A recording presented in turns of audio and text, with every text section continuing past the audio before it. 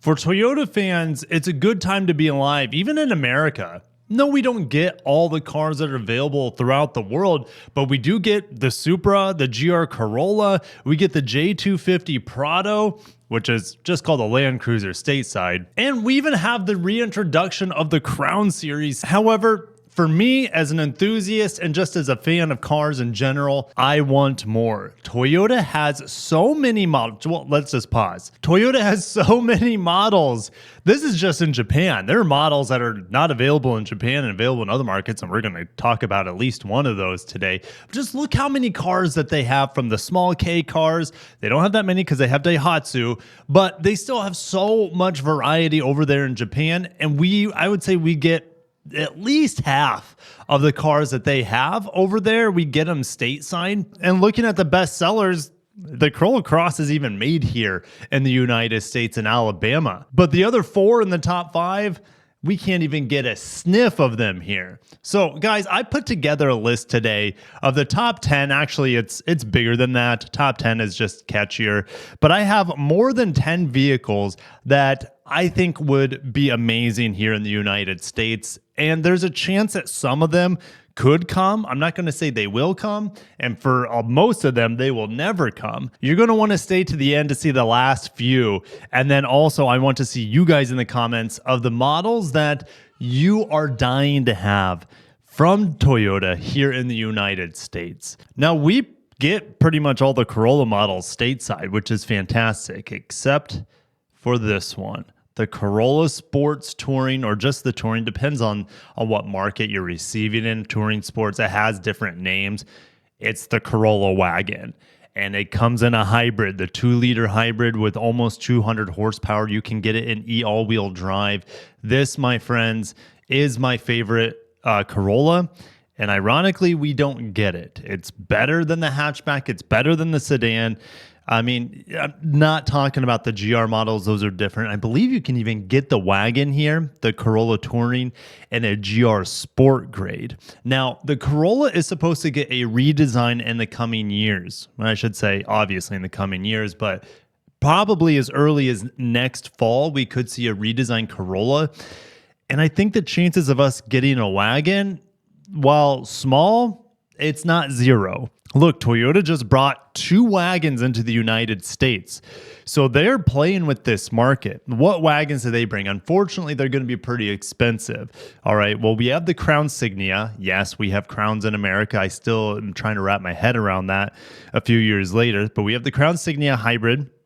We have the new BEZZ Woodland. That will be coming out probably January, February of 2026. Both those are probably $40,000+ vehicles. And the BEZZ Woodland's a rocket at 375 horsepower. It'll do 0 to 60 easily in 4.5 seconds. That's how fast Toyota's new electric vehicles are.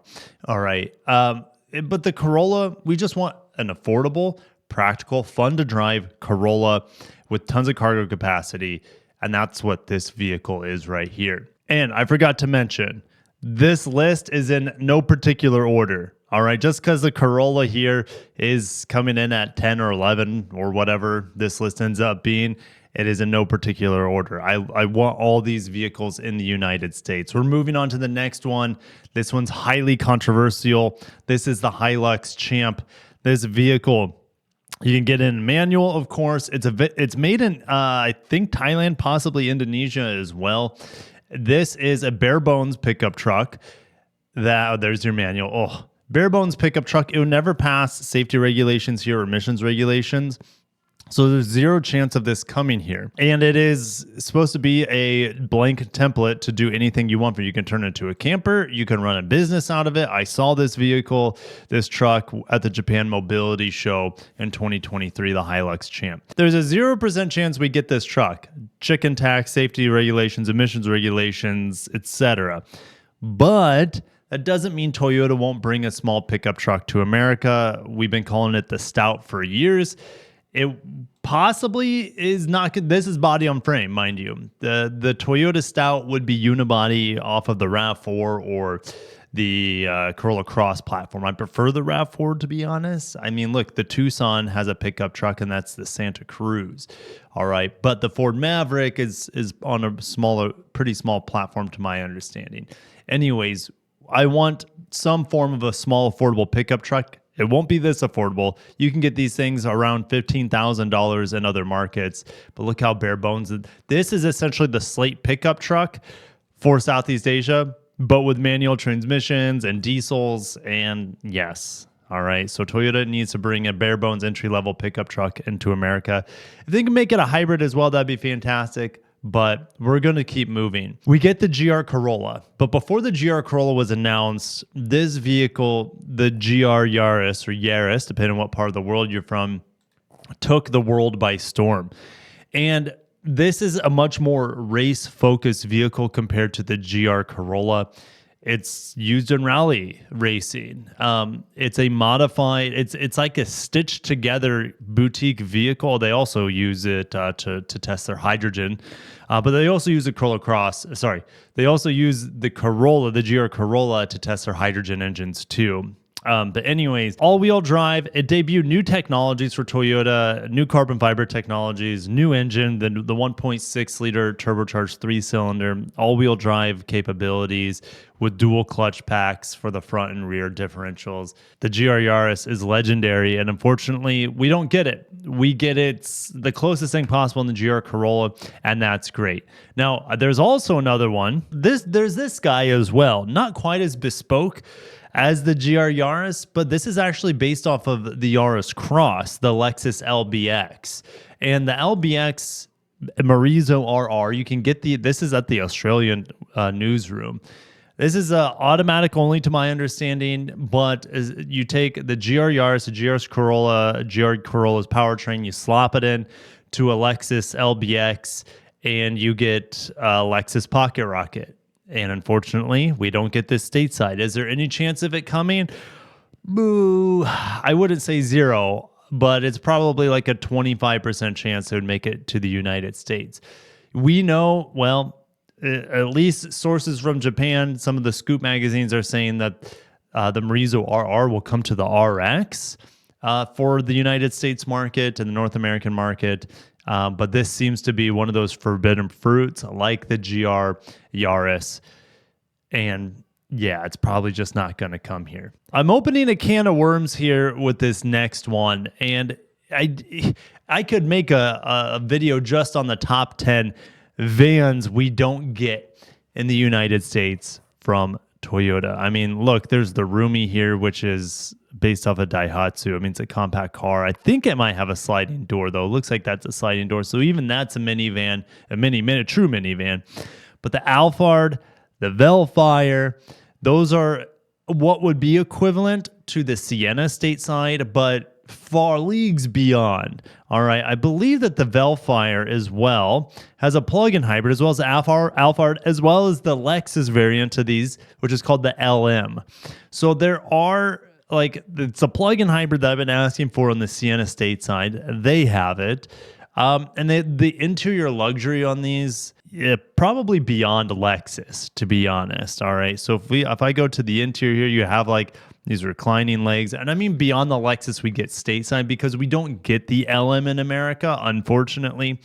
Again, the LM is the luxury Lexus version of these, but these are extraordinarily luxurious themselves. Again, look at this interior. Could you imagine that on a Sienna stateside? It would be in a league of its own, but we don't get it. I mean, look, there's even a Caucasian man here driving this right-hand drive Velfire. All right. Is that me? Is that me in the future getting my teeth into one of these Velfires driving in Japan? Maybe. But it's just unfortunate that most of the world does not get these amazing luxury vans from Toyota. And instead we get the very fuel efficient, but appliancy and not very luxurious at all Toyota Sienna. All right. Watch my recent review on the Sienna, the 2025 Woodland. It's very efficient, but that's the best thing it has going for it against the competition. All right, let's move on. Well, this one is a hot topic. I might hear more about this than any other Toyota out there. Yes, the Stout would be great, but the Stout doesn't even exist. This vehicle exists. I've seen it. I've been in it. I've toured it on the channel for you guys when I was over in Japan with my friend David Chow, which, by the way, we're going back to Japan. David and I are going back to Japan this fall. That's the plan, to tackle the Japan Mobility Show once again. And the Japan Mobility Show this year is going to be possibly even more spectacular than it was 2 years ago, especially for Lexus. Now, Lexus had the LFZC there concept, they have LFZL concept, but Lexus is actually coming out with production variants of the LFZC and other vehicles, maybe the Morizo RRRX. That would be insane. So Lexus is going to have an earth-shattering conference there. That's just Lexus, because you're going to have Toyota, you're going to have Honda, you're going to have Nissan. I talked to Nissan. I don't think they're going to have anything big at the show this year, which is unfortunate. But hopefully they have something. I mean, I would even be happy to see the Qashqai with a third-gen e-power there. But anyways, I digress. Stay tuned. Make sure you're subscribed to the channel. I'm going back to Japan this fall.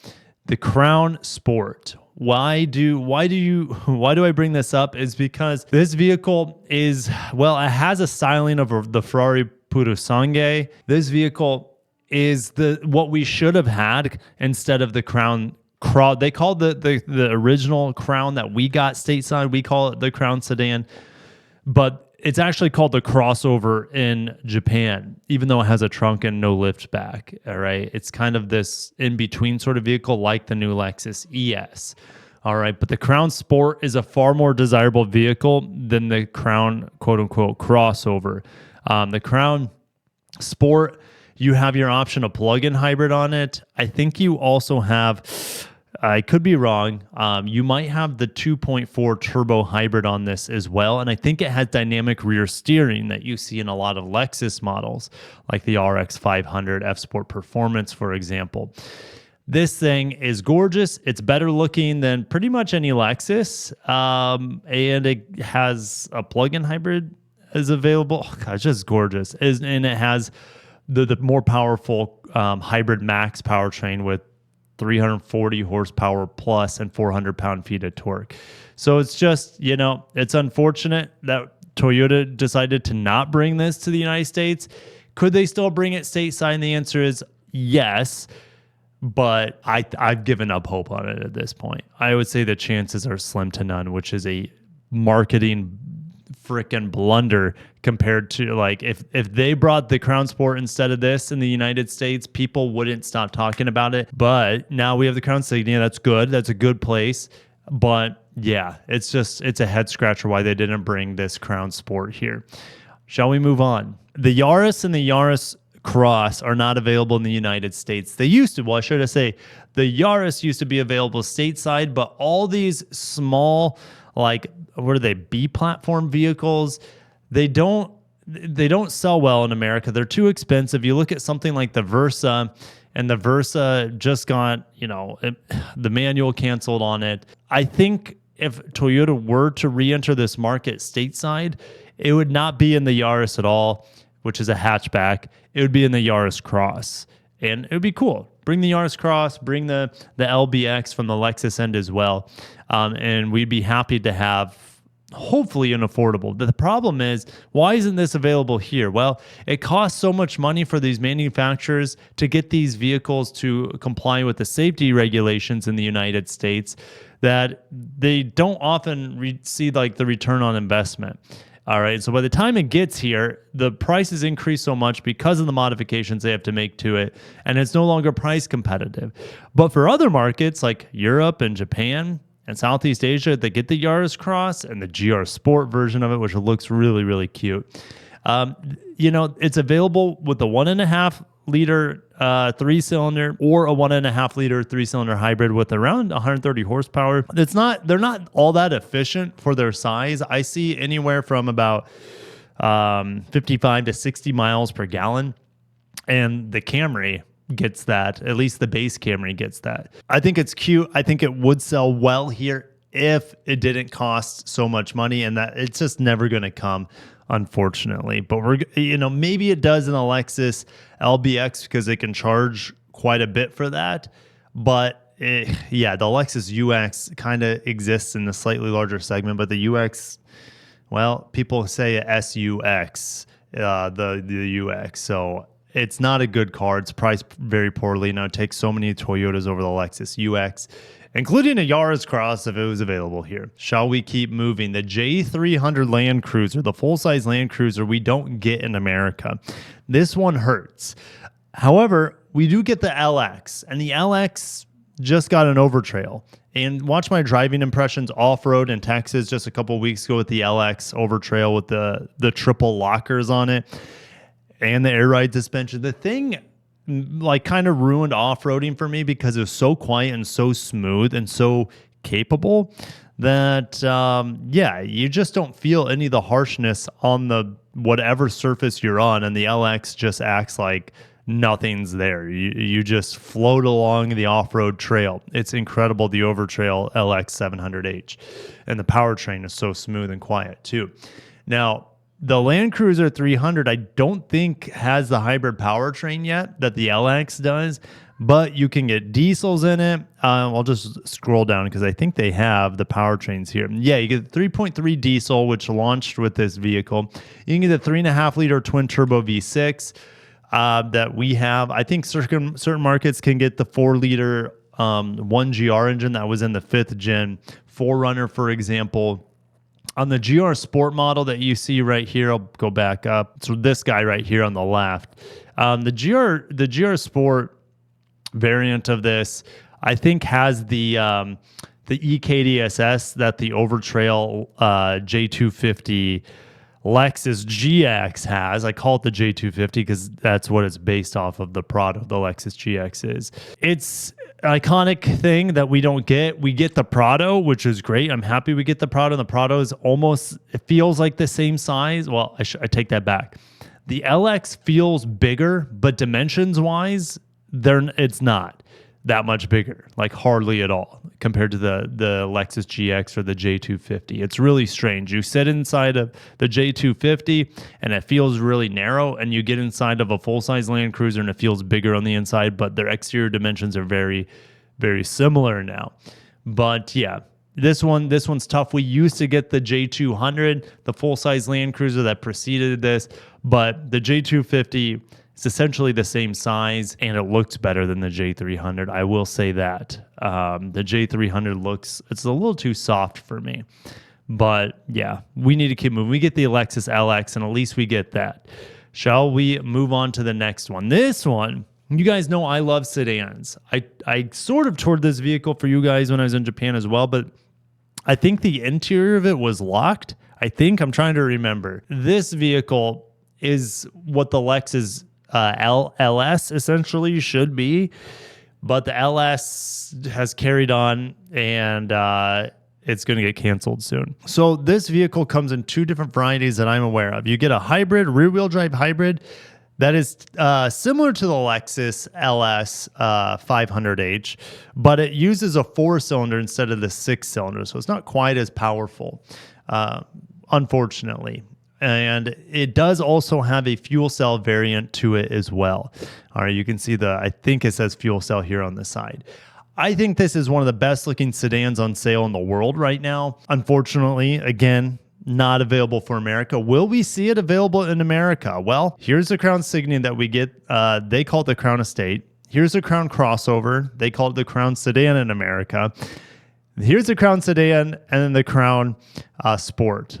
I would love to have the full Crown lineup in America. The problem is that it steps on the toes of Lexus too much. And that's the problem I have with the Crown series, is it's too close to Lexus in terms of luxury and clout, in my opinion. And, they dumb it down a little bit in America. They get rid of the Crown badging on the Crowns, and they put a Toyota badge, which irks me to no end.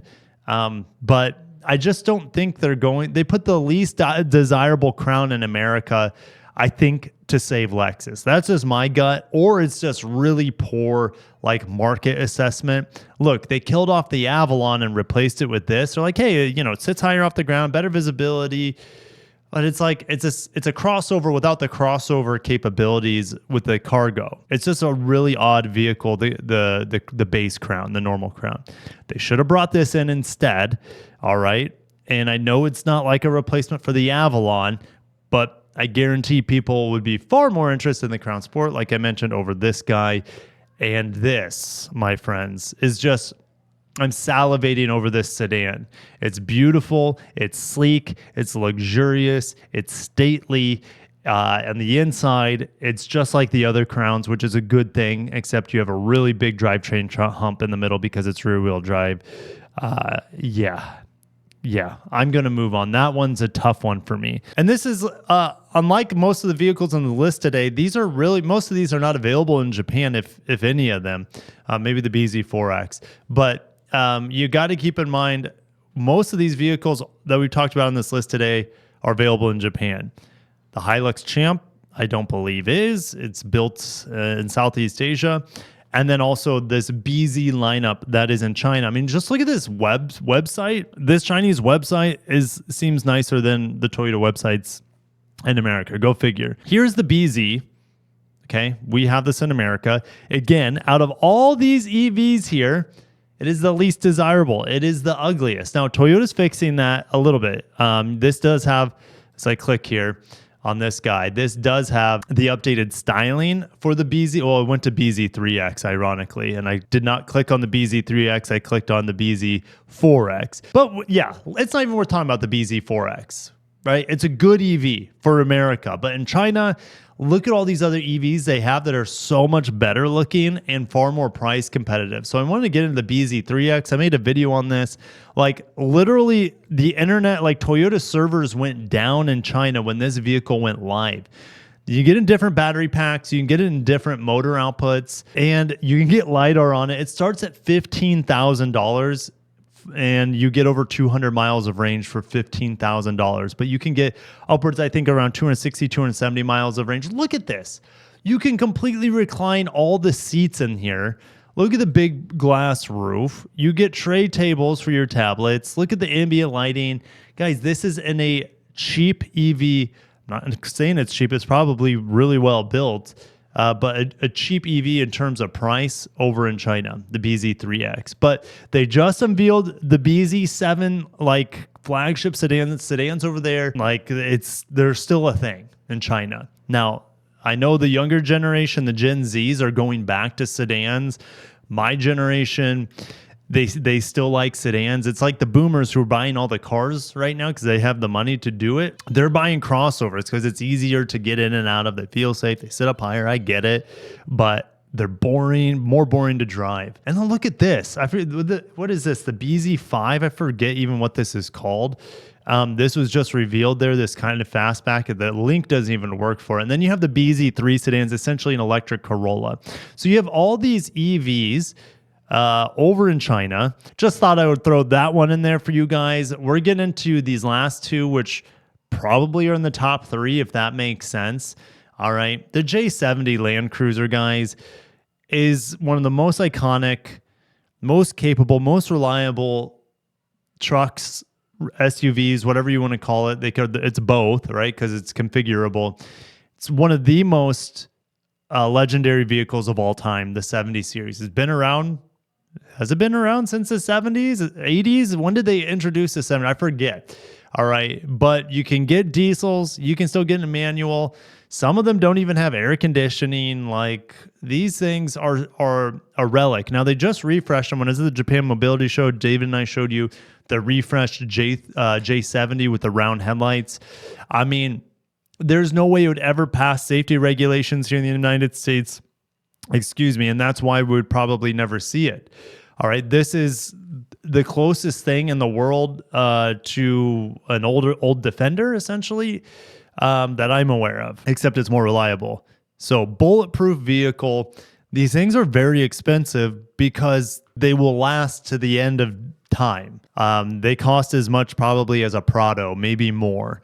All right, depending on the configuration, you can get twin turbo V8 diesel. I think you can do it. I wouldn't be surprised if it's canceled by now, right? V8s are dying off. When my friend David went to do safaris, he said Land Cruisers were everywhere. And Land Cruisers in many parts of the world, Africa especially, and Middle East, Land Cruiser is considered like a G-Wagon. It's like high-end luxury status Land Cruiser in most parts of the world. All right, so J70, I'm sad that we don't have it, but yeah, just look at those round headlights. It looks so good. It's amazing. I love the J70. This is probably, well, I'll save that for the end, but I would want this a lot in America. I would possibly go into debt to own one of these. All right, and I understand you can get J70s series if they're over 25 years old, or if you're in Canada, if they're over 15 years old. The last one is a Toyota Century. This is the new Century SUV. I also gave this to you guys a couple years ago at the Japan Mobility Show. This Century SUV still has a shot of making it to the United States. It's on the same platform as a Lexus TX, and actually shares the same plug-in hybrid powertrain as the TX 550h Plus. So 3.5 liter V6 ECVT, big e-axle on the back, 18.1 kilowatt hour battery. And I still haven't tested that powertrain yet, unfortunately, in the TX plug-in hybrid. But the Century SUV, would they sell it in Lexus dealers if it came here? That would make sense. No way would I be dropping $200K on one of these working through a Toyota dealership. No offense to any Toyota dealerships watching, but it needs to be, this is elite luxury. This is not child's play at this point. We're not going to be selling alongside of Corolla Crosses here. This needs to be sold at the very least inside of a Lexus dealership, if not inside of a Lexus dealership that has its own boutique experience, your own one point of contact, and every single one of these would be custom made, and then they would have a demo there in the Century area of the Lexus dealership. It would be epic to have the Century SUV in America. We've never got the Century sedan here. They still make it, I believe, with the 5-liter hybrid, 5-liter V8 hybrid over there in Japan, but the SUV is really the global product here. And you can get this with sliding doors. I don't think the option is available quite yet, but when they debuted this, they did say that you could option with sliding doors in the future. Out of all the vehicles I covered today, what do I want the most? Well, I mean, J70 Land Cruiser, far and away, this is the vehicle I want more than any other car that we don't get in the United States from Toyota. Then it might be the Corolla Sports Touring, to be honest. Yes, I want the Hilux Champ, but there's just no chance of it coming here. And do I want, I mean, all the vehicles actually I talked about today, I want in the United States, but the J70 and the Corolla wagon might be the two highest. And you guys do know I love minivans. I didn't even talk about the Hi-Ace.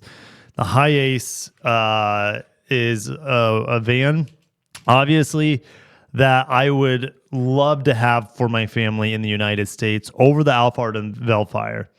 This thing is just pure like old school van box, bread box minivan that I just want. I want this really bad. So this might even be above Velfire and Alphard and Lexus LM, but I would love to have a plug-in hybrid with this too, if that was available, but it's not. All right. This is more of more of a commercial sort of van.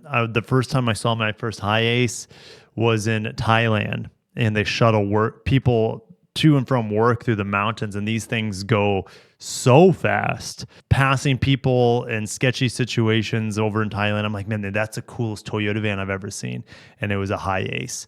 So anyways, I'm going to end it there. What vehicle are you most sad about that we don't get in the United States that we covered today? Is it something like a small vehicle like the LBX Marizo? Is it the Yaris Cross, the Crown Sport, which gets a lot of you guys fired up that we don't have? Also, you guys in the comments, this was a lot of fun for me. Thank you for watching, and stay tuned for all sorts of Toyota coverage coming this year. I mentioned the Japan Mobility Show, but also the RAV4 media drive, which has to happen by the end of this year. All right, I'll see you guys in the next one. Peace.